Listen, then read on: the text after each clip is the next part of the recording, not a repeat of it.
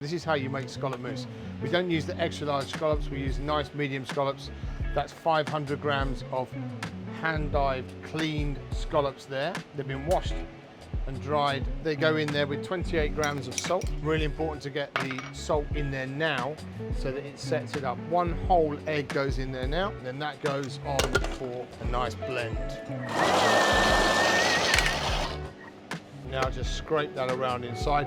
And what's happening there, the salt is firming up the scallops and allowing them to take on the cream. Seems like an odd thing to do to scallops, but a scallop mousse is the most beautiful fish mousse there is. It's light and elegant, and it's saline, and it has a really lovely texture. So, okay, at this stage now, the scallops are running. This is 700 grams of double cream. And then that just goes in, like you're making an emulsion, really slowly. But as long as the salt is in there beforehand, the scallop will absorb that cream really well. You don't want to take too long here because you will ultimately whip the cream. That's about 2/3 of the cream. Again, I'm just going to scrape that down now. On we go again.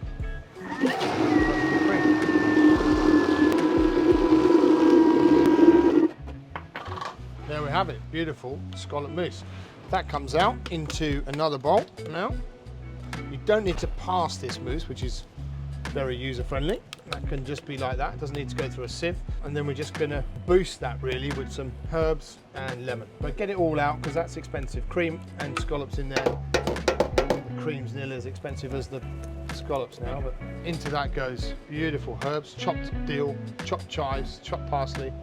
Into that, zest a bit of lemon into that as well. I think lemon's really nice in there because the cream's rich.